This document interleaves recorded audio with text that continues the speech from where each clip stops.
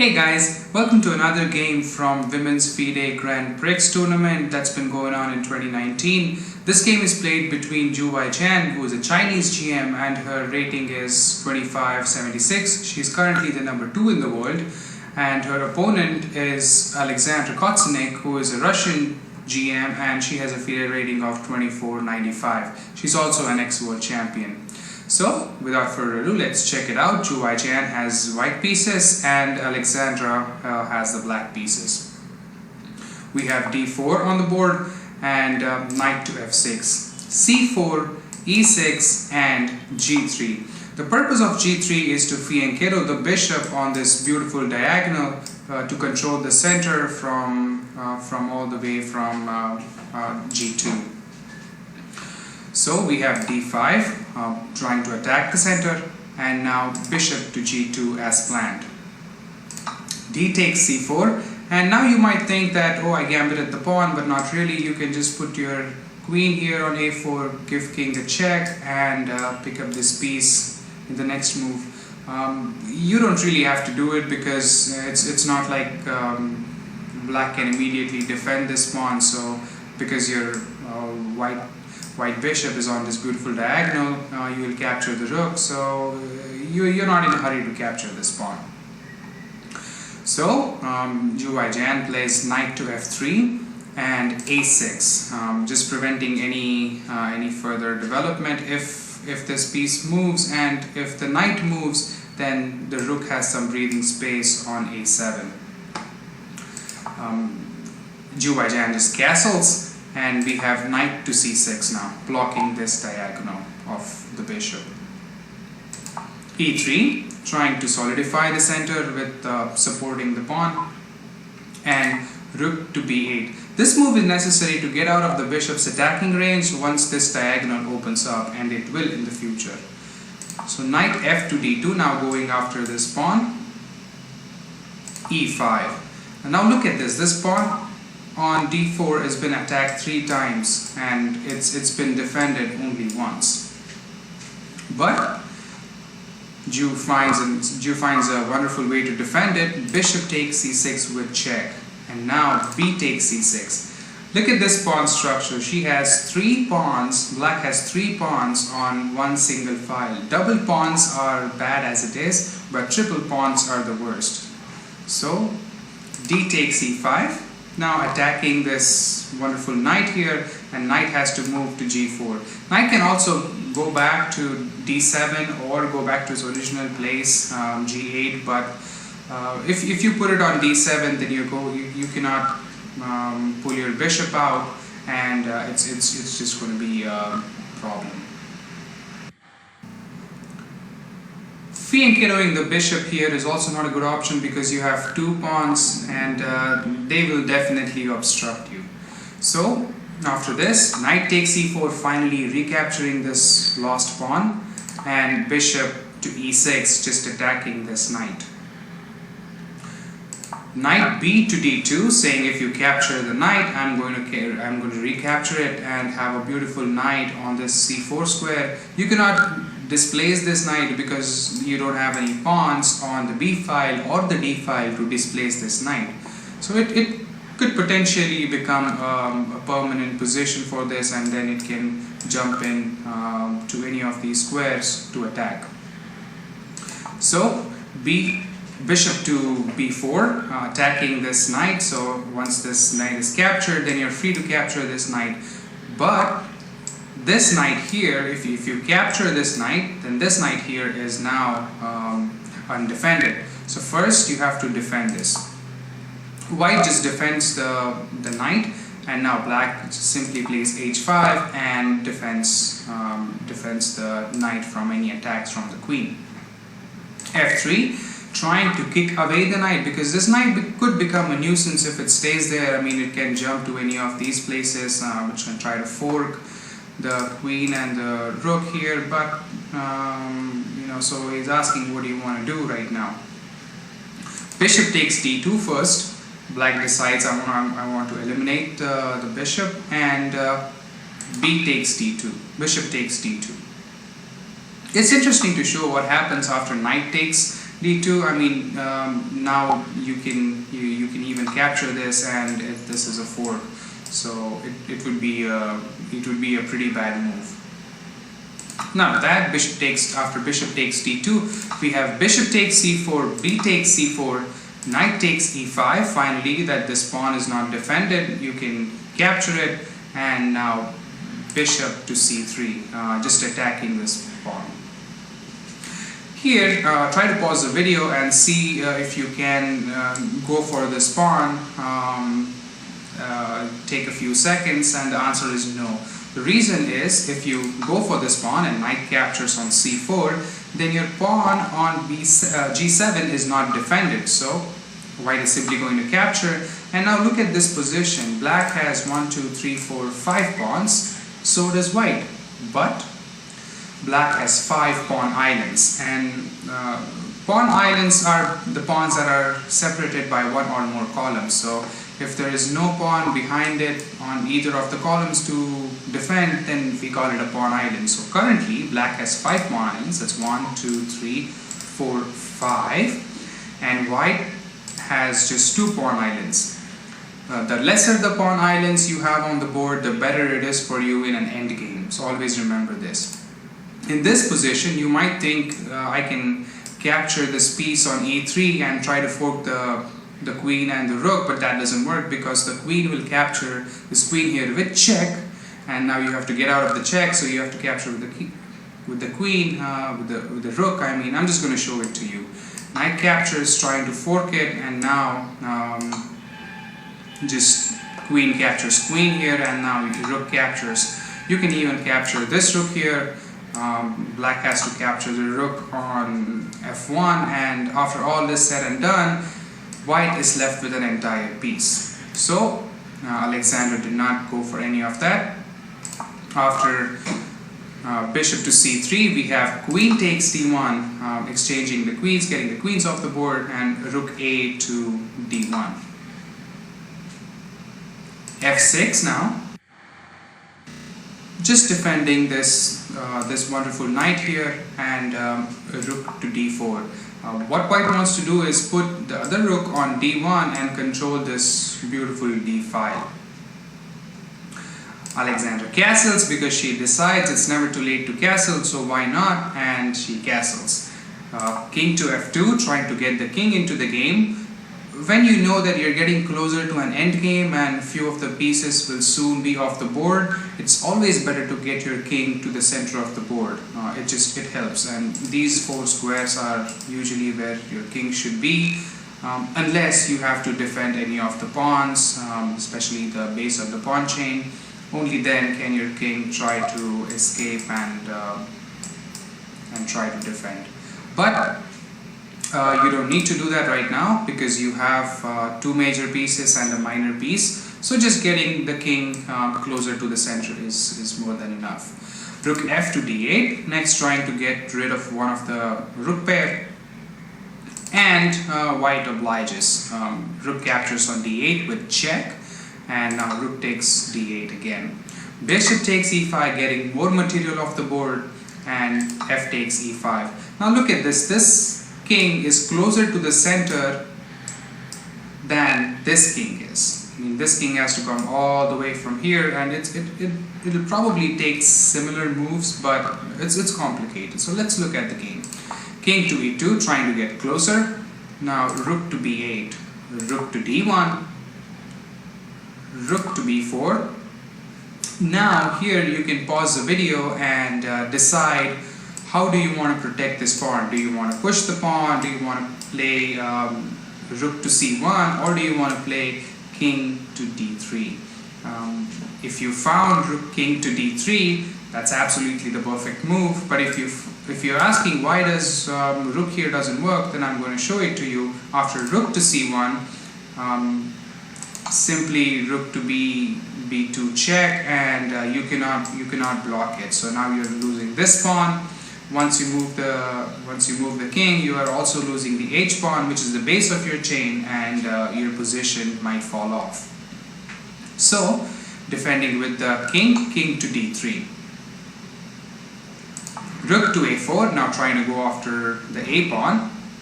Rook to d2, defending everything. All of these pawns are defended. There is no way for black to continue here. Black now tries to get its king towards the center, so king f7. Rook to c2, now defending both of these pawns, and this king now is from here, it's free to move and try to gobble up all of these pawns here. So king to e6, trying to get even closer to the center. King to e4, g5, and now h4. G captures h4, G captures h4, and now rook to b4. There is no move that black can make here. You can never push this pawn, because then this square becomes available. Once this king moves from here, this square becomes available, the d5 square, and your position might fall pretty quickly. So all black has to do is keep repeating moves and wait for something, for white to do something. So f4 immediately. White wants to create a pass pawn, and e takes f4. This is another important moment in the game, so pause the video if you guys feel like it and decide what to capture this pawn with. Either pawn captures, e-pawn captures on f4, or king captures on f4. If you guys found either way, they both work, but the faster way is king captures on f4. Because now this king from here it cannot go to any of these positions. All of these positions are covered, and it's only the white king that can make improvements. So king to f6, trying to go closer to this pawn. Now e4, since you have a pass pawn, white says I'm going to push it, and there's nothing you can do. Rook to b1, there's nothing black can do here. Black can just wait. Now e5 check, and king to e6. Here black had to decide whether to go to g6 and protect this pawn, and then allow this pass pawn to try and queen up, but that would be dangerous. So he said, no, I'm just going to stay here on e6 and try to attack this pawn. And now king to g5. White says, okay, you grab this pawn, I'm going to grab this pawn. So that's what happens. King takes e5, king takes h5, and now king to d4. Now c5, trying to get this, trying to put some space or put some squares in between the rook and this beautiful pawn here, because white king cannot attack both of these pieces at the same time. That's basically the ideology behind it. Now this position is another important position in the game, because it's a completely drawn game, but there is only one move that will allow black to continue to draw, and I want you guys to pause the video and try to find it. Just take a few seconds, and the move is rook to g1. If you found that, you are amazing, because you have to put your rook on g1 and cut off this entire file from white's king. So white king can never ever enter this g file here, and then it's only you who can make the progress, or it's just a draw. I mean, there is nothing either sides can do about this. But rook to b5 was played, and this gives white a really good advantage. King to g6, immediately getting out of this h file, and now look at this h pawn is going to march forward, and there's nothing black can do to stop it. King to g3, going after this white rook here, but it's not going to be captured anytime soon. So we just have rook to c1 and king to d2, again going after this rook. Rook to f1, and rook takes c5, finally eliminating and creating a pass pawn of black's own, but it's a little too late in the game. h5, now white starts pushing its pawn, and rook to d5. It's nothing. I mean, it's creating a pass pawn, pushing the pass pawn that has been created, and now we have h6, pushing it even further. You have to go c5, you have your own pass pawn and push it, because you always have time to play rook to d8 and then defend this square. Now rook to f5, trying to ask black if you want to capture, but let me show you what happens if the rook is actually captured by black. White is actually winning in this position because this pawn is much faster than this black pawn. It has 4 moves and this has only 2 moves. Even though black has to make an extra move here to capture this, let's just show it to you. Rook takes f5, king takes f5, c4, h7, c3, and now h8 with a queen. Now c2, trying to get even closer to queening, and now queen check with queen to h2 check. And now you give a few checks to the king, and you will never allow this piece that came really close to becoming a queen to ever queen.